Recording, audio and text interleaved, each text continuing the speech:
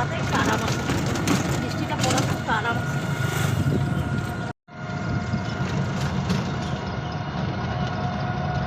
Hello hero riding, মুখটা ঘোরান, আপনাদের ব্লগ হচ্ছে তো।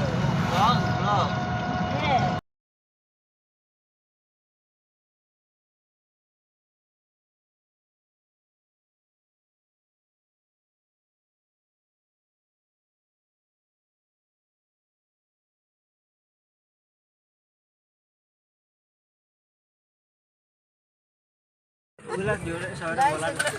এখন বল এটার স্টাইলটার নাম কি? দেখা চুলটা, এটা আসামের চুল। হ্যাঁ, গোল্ডেন চুল, গোল্ডেন চুল, আসামের গোল্ডেন চুল। অলরেডি আমরা মার্কেটে পৌঁছে গেলাম, শিলিগুড়ি মার্কেট। তো নামার সাথে সাথেই এখানে দেখো ইয়াররিং বিক্রি হচ্ছিল, জোড়া 50 টাকা। আর মেয়ে লোকের তো জানোই, কসমেটিক্সের জিনিস দেখলেই মানে পাগল হয়ে যাওয়া, কোনটা নেবে কোনটা না নেবে এমন অবস্থা হয়ে যায়। আমার আবার এসব ভালো লাগে না।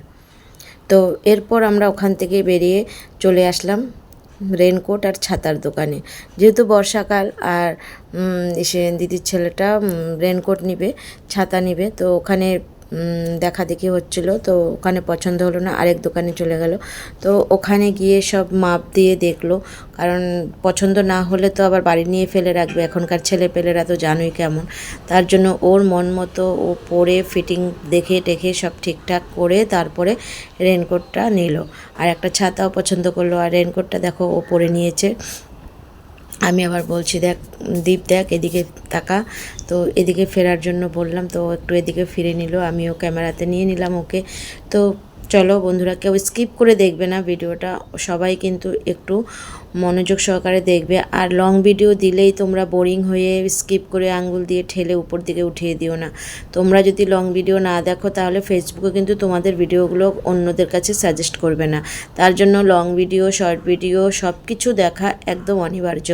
ফেসবুকে যখন কাজ করতে এসেছো, ধৈর্য সহকারে সবার সব কিছু দেখতে হবে, প্রয়োজনীয় জিনিসগুলো।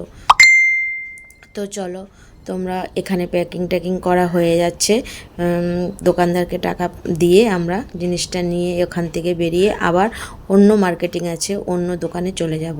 আর এদিকে দেখো, ওর তো বাজারে গেলেই মানে খাওয়া, তো ও মানে জল তেষ্টা পেয়েছিল, খিদা পেয়েছিল, তাই কোল্ড ড্রিঙ্ক খাচ্ছিল। আর এরপর চলে গেলাম আমরা জুতোর দোকানে। তো জুতো পায়ের সাইজের পাওয়া গেল না, তাই কেনা হলো না।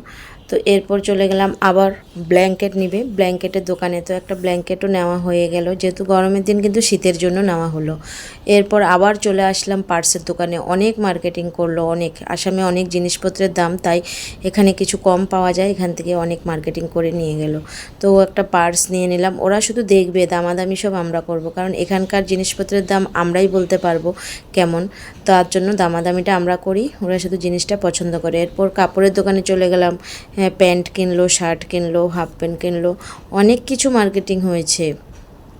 তো সব কিছু কেনাকাটি করে আমরা বেরিয়ে পড়লাম মার্কেট থেকে। আর প্রচণ্ড ভিড় ছিল মার্কেটটা। তো টাটা।